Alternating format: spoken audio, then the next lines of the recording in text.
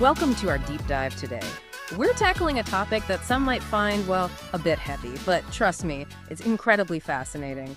Trauma. Trauma, right. It's definitely a word that carries a lot of weight. It does. We're going deep into Bessel van der Kolk's book, The Body Keeps the Score. Ooh, that's a good one. A classic. It is. Along with a bunch of his research notes and studies, we really want to unpack how trauma affects us, like, on every level, emotionally, physically, even mentally. What I find so interesting about van der Kolk is he doesn't limit trauma to those huge, dramatic events, the ones we typically picture. Right. Like you think car accident or war, that kind of thing. Exactly. He shows how trauma is actually kind of woven into, like, the everyday stuff of life, things we might not even realize are traumatic. Yeah, that's a good point. And it really hits home when you look at some of the stats. Did you know the Centers for Disease Control found that 1 in 5 Americans experienced sexual molestation as a child? Wow, 1 in 5. That's a lot. It is. It's a pretty sobering statistic, and it makes you realize how prevalent trauma really is. It's not just something that happens to other people, you know? Absolutely. And van der Kolk really drives that point home right from the start. He says, quote, "Trauma happens to us, our friends, our families, and our neighbors." So true. Okay, so we're starting to see that trauma is way more common than we might realize. But what does it actually mean to be traumatized? Is it just about, like, having bad memories? Or is there more to it? It's definitely deeper than just bad memories. Van der Kolk tells his powerful story about a Vietnam veteran named Tom. Okay, what about Tom? Well, Tom refused to take medication for his PTSD. Really? Why? I mean, PTSD can be incredibly debilitating. For Tom, it wasn't that simple. He felt like if the medication took away his nightmares, he'd be erasing the memory of his friends who died in the war. Oh, wow. I see. It's like he had this, duty to keep their memory alive, even if it meant living with the pain, the nightmares. That's so poignant. It really shows how deeply trauma can be intertwined with a person's identity, like their sense of meaning, their purpose. Exactly. And that's such an important point. Trauma isn't just about the event itself. It's about, how we make meaning of it, how it shapes us. So for Tom, the trauma of war, it was connected to his sense of loyalty, his purpose. Erasing the memory felt like betraying his friends. Right. And that can make it incredibly difficult to move forward. It's like they're stuck in the past, unable to fully engage with the present, always looking back. Yeah, I can see that. And it makes me think about the title of van der Kolk's book, The Body Keeps the Score. Right. It's like he's saying trauma isn't just a mental experience, right? Right. It's physical, too. Like our bodies hold on to the trauma. You got it. He talks about how the emotional brain, and this is fascinating, how the emotional brain can sometimes override rational thought, especially when it comes to trauma. Okay. So give me an example of that. How does that actually play out? Okay, so imagine you're walking down a dark street and you suddenly hear a noise. Okay, I'm with you. Getting a little spooked already. Right. So your amygdala, that's the part of the brain that acts like a smoke detector, danger. Yeah.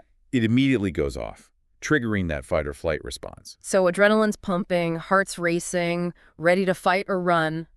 Been there. Exactly. Now, in someone who hasn't experienced trauma, their medial prefrontal cortex kicks in. It's like the watchtower in our brain trying to make sense of the alarm. So it's like, hold on, was that noise actually a threat or just like a cat in a trash can? Yeah, exactly. Trying to regulate that initial response. But here's the thing with trauma. The amygdala, it becomes like super sensitive, hyperactive, while the prefrontal cortex, the watchtower, it gets suppressed. So it's like the smoke detector's going off constantly, but Right. the watchtower is having trouble seeing clearly. You got it. And that means someone who's been traumatized, they're more likely to perceive threats, even in safe situations, like their body's stuck in that fight or flight mode. That explains why people might overreact to things that seem harmless to others, like their nervous system's on high alert all the time. Always scanning for danger. Always. And to really illustrate this, van der Kolk shares this story about Marcia. Okay, who's Marcia? So Marcia had a delayed panic attack, get this, 13 years after a car accident. She was in an MRI machine, and they played back the sounds from the crash. Oh, wow. So even after all those years, her body still remembered, still reacted. Totally. Her heart rate and blood pressure spiked, and she felt like she was reliving the accident. Like the trauma was embedded in her body, just waiting to be triggered. Exactly. And that makes you wonder, how does this constant state of alert, how does it affect our relationships with others? Can we truly connect if we're always on edge? Right. If you're always waiting for the other shoe to drop, can you really let people in? It's a good question. And it leads us to this really fascinating concept, the polyvagal theory. Have you heard of this one? The name rings a bell, but I can't say I fully understand it. Okay, so it's all about the vagus nerve. This nerve, it plays a huge role in our ability to feel safe and, socially engage with others. When we're relaxed and feeling connected, the vagus nerve is doing its thing, helping us feel calm and present. So it's like the key to like feeling safe and connected in our relationships. You could say that. But trauma, well, it can kind of throw a wrench in the whole system, Yeah. disrupts the vagus nerve, making it harder to connect with others and feel safe in social situations. So it's like this vicious cycle. Trauma makes us feel unsafe, which then makes it harder to connect with others, which makes us feel even more isolated. Exactly. And that isolation can then push people towards, groups with similar trauma histories. Which makes sense on the surface, right? You want to be around people who get it, who understand what you've been through. Yeah, but here's the catch. While those groups can offer comfort, understanding, they can also reinforce that isolation from the wider world. Because you're constantly surrounded by reminders of the trauma, and it becomes harder to relate to people who haven't experienced the same thing. Right. And it's especially heartbreaking when we start to think about the impact of trauma on children. Oh, absolutely. We've all heard that saying, hurt people hurt people. But Kolk's research really shows how childhood trauma can play out in these like really devastating ways. It's tough to read about, honestly. He describes the children's clinic at the Massachusetts Mental Health Center, and it's, well, it's disturbing. He calls these kids wild creatures. They're hitting, biting, unable to sit still. Oh, wow. Some were even compulsively masturbating or lashing out at themselves. It's like they're just completely overwhelmed by these big feelings they don't know how to handle. That's just heartbreaking. What kind of experiences could lead to such extreme behaviors at such a young age? It's the question Kolk and his colleague Nina tried to answer with this really interesting study. They used picture cards. Picture cards, like flashcards. Kind of. Mm. They showed kids a series of images, some neutral, some depicting, potential danger. And they wanted to see how the traumatized children would react compared to kids who hadn't experienced trauma. Ah, I see. So it was a way to kind of measure their perception of threat, like how they see the world. Exactly. And what they found was pretty chilling. The traumatized children, they saw danger even in the neutral images. A picture of, like, a person walking down the street or a dog in a park. To them, it was a potential threat. Wow. So their whole worldview was fundamentally different. They were always on high alert. Right. Seeing danger even where it didn't exist. Imagine living like that. It's like their foundation was built on instability and fear from the very beginning. Yeah. Makes you think about that early bond between a child and their caregiver. John Bowlby, right? Attachment theory. Bowlby, yes. He believed that a secure attachment, that early bond, it's absolutely crucial for healthy development. It provides that sense of safety, that secure base. The foundation. Exactly, the foundation from which children can explore the world and develop a healthy sense of self. But when that attachment's disrupted, when there's trauma and neglect, it has these ripple effects throughout their lives. Like cracks in the foundation. Yes, exactly. Think about it. If a child's primary caregiver, the person they should be able to trust the most, if that person is also the source of their fear or pain, it creates this fundamental conflict. Yeah. It breaks their ability to trust to form healthy relationships. So the world feels unpredictable, dangerous, and they never really develop that secure base they need to thrive. Right. And that's why understanding attachment theory is so important when we talk about trauma, especially childhood trauma. It helps us understand how those early experiences, those cracks in the foundation, can have such a profound and lasting impact on a person's life. So much to unpack here. Oh yeah, we're just getting started. It really is amazing how those early experiences, especially in those really formative years, can have such a lasting impact on who we become. It makes you wonder how much of who we are is really, shaped by those early years. Like, are we just products of our experiences, or do we actually have the power to change and heal even after going through some tough stuff? That's the big question, isn't it? And it's one that Kolk really dives into. He challenges that traditional view of trauma, the one that just focuses on the event itself. Instead, he's like, hey, look at the ongoing impact. Look what happens in our bodies and minds. And that leads us to, I guess, the question of diagnosis, right? Like, how do we even identify trauma, especially when it's not always tied to a single obvious event? Sometimes it's lots of little things, or maybe something happened so long ago people don't even remember it consciously. It gets tricky for sure. Mm. Kolk really argues that Those traditional diagnostic categories we use in mental health, they often fall short when it comes to trauma. They zero in on specific symptoms, but they don't always get to the root of the problem.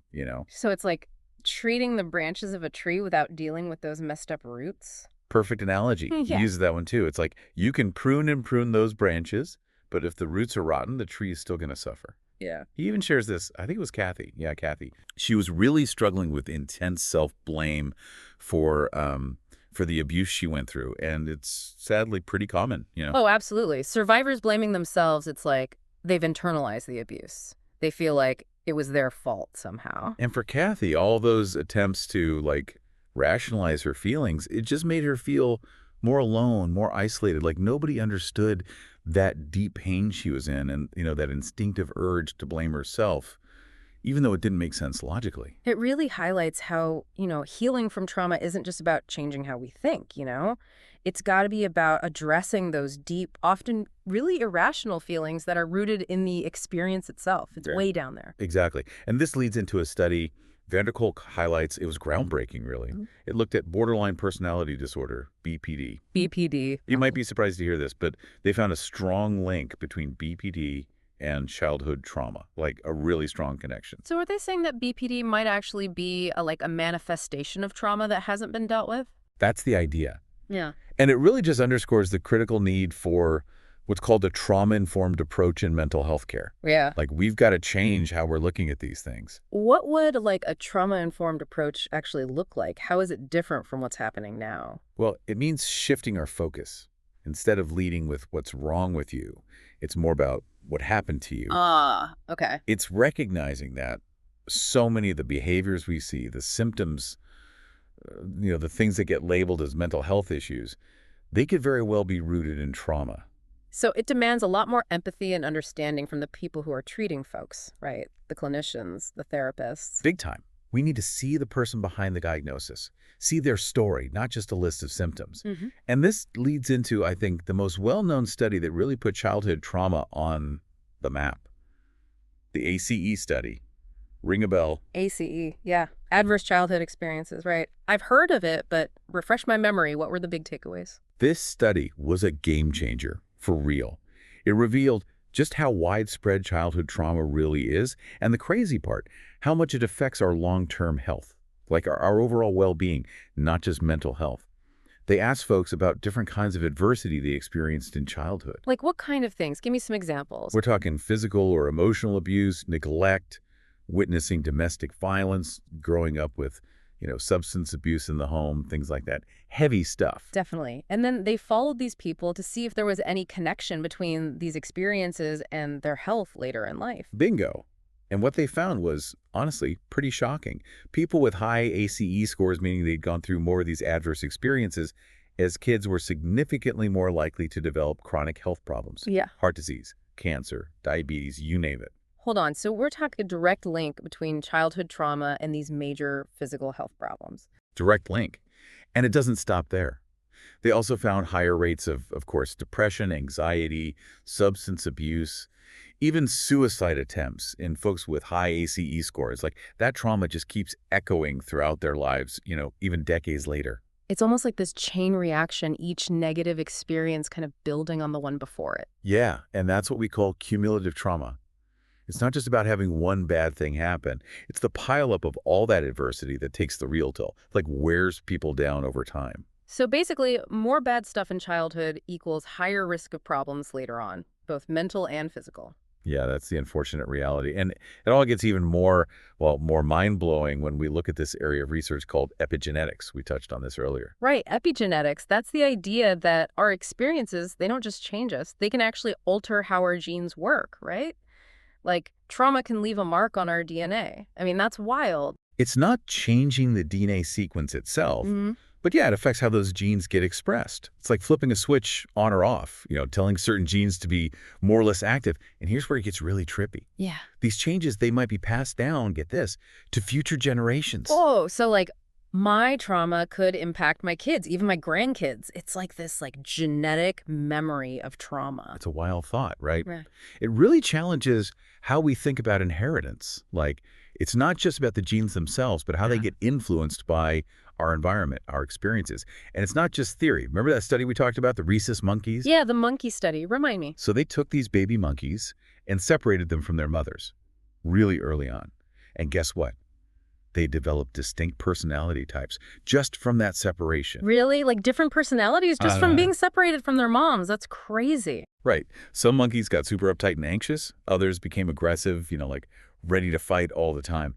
And these personality types, they were actually linked to like measurable biological differences, different stress hormone responses, messed up arousal levels. So even though they were all, genetically pretty similar, their early experience of being separated, that actually changed their biology and how they behaved. Big time. And the crazy thing is, these findings in monkeys, they totally line up with what we see in humans. Early trauma, especially separation from caregivers, can lead to long-term changes in how our brains work and how we act, like built into us. So it's like those early experiences actually shape us on a physical level, making us more vulnerable to certain problems later in life. That's exactly it. And this brings us to this proposed diagnosis that Kolk has been pushing for called developmental trauma disorder, DTD. BTD, that's a new one. Is it like an official thing? Can doctors diagnose people with it? Not yet. It's still being debated. It's not in that, the DSM-5, the big book of mental disorders they use. Why all the controversy then? If it's so important, why not just include it?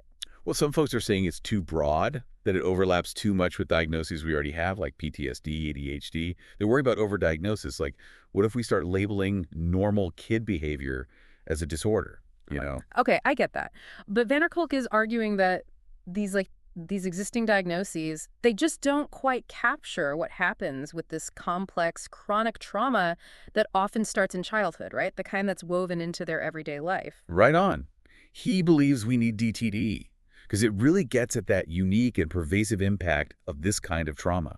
It goes beyond a single event, like with PTSD, and it shows how this ongoing stress and dysregulation, they actually shape how a child develops, how they see themselves and the world. So it's more like an umbrella term, covering lots of different symptoms and experiences. Yeah, it really acknowledges all the ways trauma impacts a kid. Yeah. Emotional regulation, attachment style, how they see themselves, their self-worth, even their ability to learn and focus, all that stuff. Makes sense. Having a diagnosis that's more comprehensive could lead to better, more effective treatment.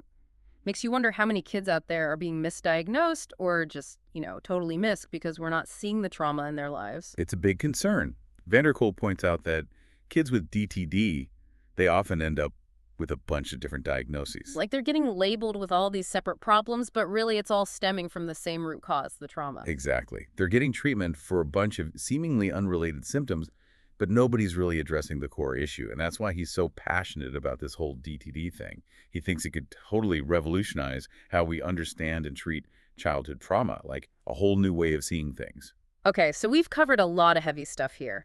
It really is remarkable how trauma impacts us, especially when it happens early on. But I gotta ask, is recovery even possible after experiencing such deep trauma, especially in those early years? I mean, is there hope? Such a good question. And thankfully, the answer is yes. Recovery. It really is possible. And it doesn't have to involve, a lifetime of pills and therapy. Right, because I remember you mentioned that Van der Kolk isn't a huge fan of relying too heavily on medication to treat trauma. Why is that? He argues that, yeah, meds can help manage some of the symptoms like, anxiety, depression, but they're not really getting at the root cause, the trauma itself. Like he used this great analogy. It's like putting a Band-Aid on a bullet wound. Might stop the bleeding for a bit, but it's not going to heal the actual wound. So he's advocating for something, I guess, more holistic, right? Something that goes beyond just masking the symptoms. Right. He's all about therapies that work on the mind and in the body, helping people to reconnect with themselves on this deeper level.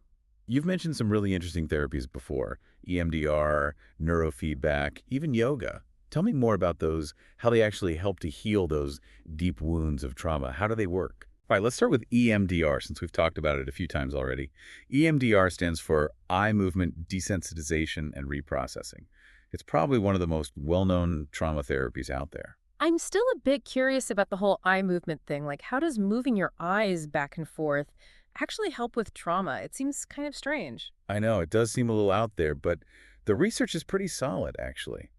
It looks like those eye movements, or even other kinds of bilateral stimulation like tapping or certain sounds, they help to get both sides of the brain working together, like syncing them up. So it's like hitting a reset button for the brain. Yeah, that's a good way to think about it. Yeah. And somehow it seems to allow the brain to reprocess those traumatic memories, but in a way that's less overwhelming, less chaotic. Earlier, you used that term defragment to describe what EMDR does to trauma. Can you break that down for me? What does that actually mean?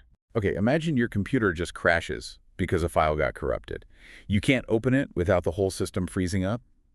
That's kind of what happens with traumatic memories. They get stored in this fragmented, jumbled up way that makes them almost impossible to process. So EMDR is like running a repair program on those corrupted files, like cleaning things up. Exactly. It helps to take those fragmented memories and integrate them into a story that makes sense, a coherent narrative.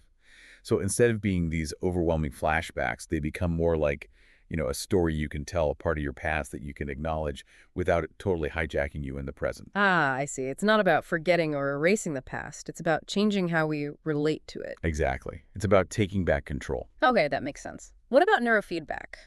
That one still feels kind of like science fiction-y to me, like you're training your brain waves. Is that even possible? It does sound futuristic, right? But the basic idea is that, yeah, we can actually learn to control our brainwave activity, to some extent at least. Think of it like when you lift weights, you're strengthening your muscles, right? Well, with neurofeedback, you're strengthening your brain's ability to regulate itself. Okay, so walk me through it. What actually happens during a neurofeedback session? So you basically get hooked up to this machine. They put sensors on your head. These sensors pick up your brainwave activity, and that gets displayed on a screen. You might be playing a game or watching a video, and the feedback you get, like maybe the sound gets louder, the image gets brighter, that's all tied to your brainwave patterns. So you can literally see what's happening in your brain as you try to, calm yourself down or focus your attention. So you're basically watching your brain in action. That's wild. It is pretty wild. Yeah. And over time, your brain starts to recognize those patterns and figures out how to self-correct. It's like you're developing this mental muscle for emotional regulation. So it's like you're training your brain to be more resilient, more in control. Exactly. Yeah. And Kolk has seen some amazing results using neurofeedback with trauma survivors, especially people who haven't had much success with, traditional talk therapy or meds. It's like giving them direct access to their brain's control panel. Pretty cool stuff. Okay, so we've got EMDR to help reprocess those traumatic memories. We've got neurofeedback to help regulate our brain waves. But what about yoga? I mean, I know it's good for stress relief, but how does it actually help with trauma? Yoga's amazing for trauma survivors because it gets at that mind-body disconnect that we see so often. Yeah. After something traumatic happens, people often feel really detached from their bodies. It's like they're living in their heads all the time, constantly on edge. Right, you talked about that before, how trauma makes us feel like we're always living in our heads, right? Always on high alert, disconnected from what's going on in our bodies. Yeah, exactly. And that's where yoga comes in. The physical postures, the breathing techniques, the mindfulness, it all works together to bring people back into their bodies, to reconnect with those sensations and learn to feel safe again. So it's not just about like stretching and flexibility. It's more about becoming aware of your body, your breath, your senses. It's like coming back home to yourself. I like that, coming back home to yourself. Mm. That's really what it's about. And those breathing techniques, they're particularly important for regulating the nervous system. Remember how we talked about that vagus nerve? How it gets thrown off by trauma? Yeah, how it sends our whole system into fight or flight mode. Makes it tough to relax and just be present. Right. Well, certain breathing techniques like deep, slow breaths, they can actually stimulate the vagus nerve, which then sends a signal of safety to the body. It's like, okay, we can chill out now. Helps to calm that whole hyperarousal thing. Wow, so we've all got this built-in reset button we can access just by changing how we breathe. That's pretty cool. It is pretty cool. And Kolk highlights how yoga can be super helpful in addressing those physical symptoms that often come with trauma. Things like chronic pain, digestive issues, sleep problems. It helps to loosen up all that tension that gets locked in our bodies after we go through something traumatic. So, okay, we've got EMDR, neurofeedback, yoga. It's amazing to hear about all these different approaches to healing from trauma. But honestly, it can feel a little overwhelming. Where do you even begin? How do you know what will work for you? I hear you. It can definitely feel like a lot to take in. But that's where, the idea of a personalized approach comes in. There's no magic bullet, no one-size-fits-all solution when it comes to trauma healing. It's about finding what clicks for you, what feels right, what feels safe and supportive. So it's not about finding the right therapy. It's about finding the right fit, right? Like what resonates with you personally. You got it. And that might mean trying out different things.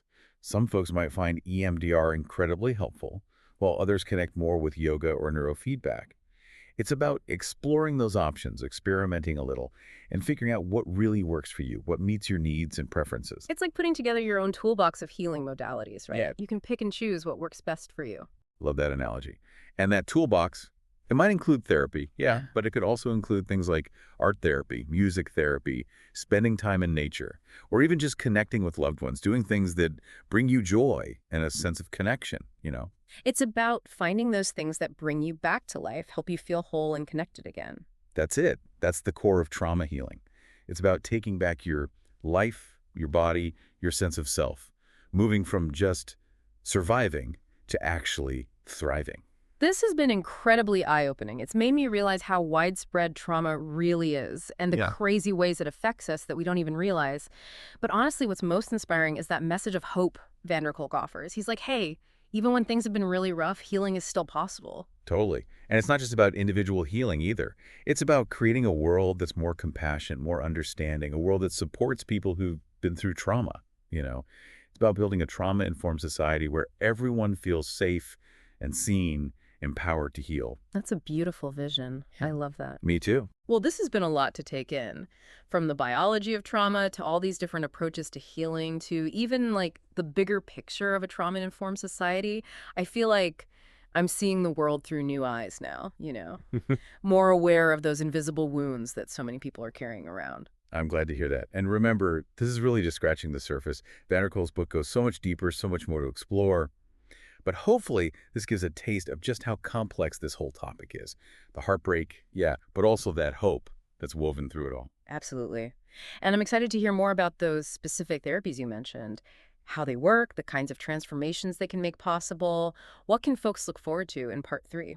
In part 3, we'll really dig into the nitty-gritty of Van der Kolk's work.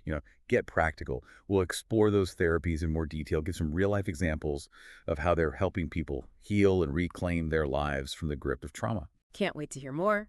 See you next time for part 3 of our deep dive into The Body Keeps the Score. All right, welcome back for part 3. We're really digging into those specific therapies that Van der Kolk talks about in The Body Keeps the Score. In the last couple parts, we've really explored how trauma impacts us, really deeply. But now I want to get into what can we actually do about it? What are the tools? Yeah, that's the big question, right? And Van der Kolk, he doesn't just leave us hanging with all this heavy stuff. He really does offer some tangible tools for healing, and that's what's so powerful about his work, I think. Okay, so let's get into those tools. We talked about EMDR, neurofeedback, yoga, all that good stuff. Let's start with EMDR. I'm still a bit curious about the science behind it, like how can moving your eyes back and forth actually help with trauma? It still seems a little weird to me. I know, right? It can sound a bit strange at first. But the research on EMDR is pretty amazing, actually. It really seems like those eye movements or other kinds of bilateral stimulation like tapping or even certain sounds, they actually help to kind of synchronize the two sides of the brain, the hemispheres. So it's like hitting the reset button for the brain. Yeah, that's a good way to think about it. It seems like it allows the brain to process those traumatic memories, but in a way that isn't so overwhelming, not so fragmented. Okay, earlier you used that phrase, defragment, to describe how EMDR works on trauma. Break that down for me. What does that actually mean? Okay, so imagine your computer crashing because you've got this corrupted file. You try to open it and the whole system freezes, right? Yeah. It's kind of like that with traumatic memories. They're stored in this really fragmented, jumbled way that makes them so hard to process. So EMDR is like running a repair program on those corrupted files, cleaning things up and making them accessible again. Exactly. It helps to integrate those fragmented memories into a story that makes sense, a coherent narrative. Yeah. So they become less like these terrifying flashbacks and more like a story you can tell, a part of your past you can acknowledge without it completely derailing you in the present. Makes sense. So it's not about forgetting or erasing what happened. It's about changing how we relate to those memories. Yes, exactly. It's about taking back some control. Okay, so we've got EMDR for reprocessing those tough memories. What about neurofeedback? That one still sounds super sci-fi to me. Are we really talking about training our brainwaves? It does sound kind of futuristic, right? But the basic idea is that Yes, we can learn to consciously control our brainwave activity, at least to some degree. It's like, think about lifting weights. You're strengthening your muscles. Well, with neurofeedback, you're strengthening your brain's ability to regulate itself. Okay, so walk me through it. What happens in a neurofeedback session? Paint me a picture. All right, so you basically get hooked up to this machine, the attached sensors to your scalp, and those sensors pick up your brainwave activity. All that gets displayed on a screen.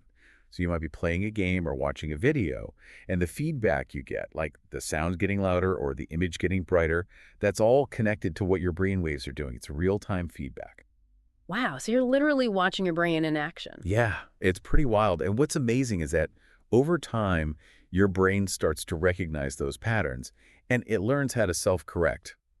It's like building up that mental muscle for emotional regulation.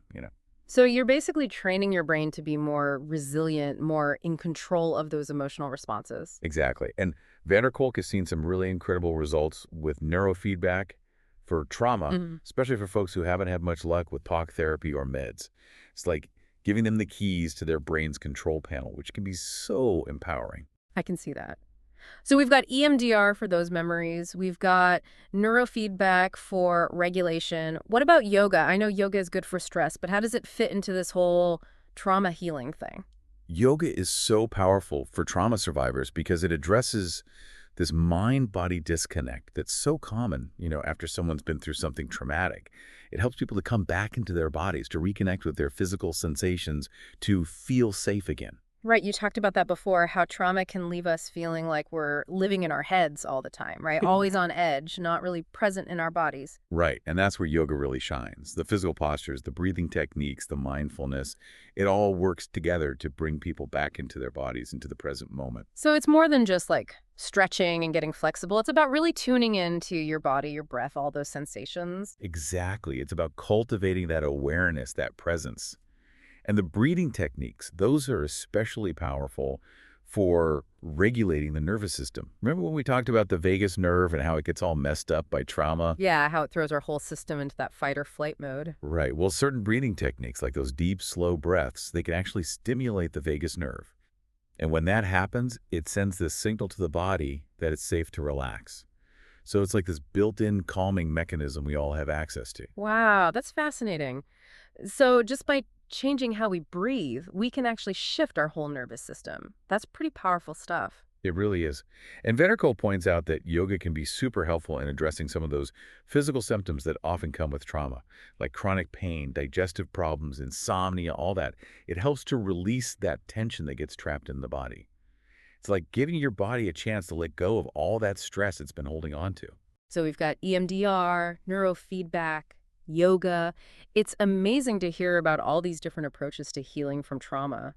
But I'm sure some folks are feeling overwhelmed. Like, where do you even start? How do you know what's going to work for you? It can feel like a lot. I get it. It can definitely feel overwhelming at first. But that's where the idea of a personalized approach comes in. There's no one right therapy for trauma, Yeah. you know? It's all about finding what resonates with you, what feels safe and supportive for your own journey. So it's less about finding the right therapy and more about finding the right fit for you. Exactly. And that might mean trying a few different things, experimenting a bit. Some folks might find EMDR super helpful, while others might connect more with yoga or neurofeedback. It's about honoring what your body needs. Yeah, it's like creating your own personalized toolkit for healing, picking and choosing what works for you. I love that. A healing toolkit. And that toolkit might include therapy, absolutely. But it could also include things like art therapy, music therapy, spending time in nature, even just connecting with loved ones, engaging in activities that bring you joy. It's about rediscovering those things that make you feel alive, that bring you back to yourself. That's beautifully said. And that's really the essence of trauma healing, isn't it? It's about Yeah. reclaiming your life, your body, your sense of self. It's about moving from just surviving to really thriving. This deep dive has been incredible. I've learned so much about how widespread trauma is and the impact it has, on so many levels. But honestly, the most inspiring part for me has been that message of hope that Kolk offers. He's like, hey, even when things have been really rough, even when you've been through some really tough stuff, healing is possible. Don't give up. Yes, absolutely. And it's not just about individual healing either. It's about creating a world that's more compassionate, more understanding of trauma and how it affects people.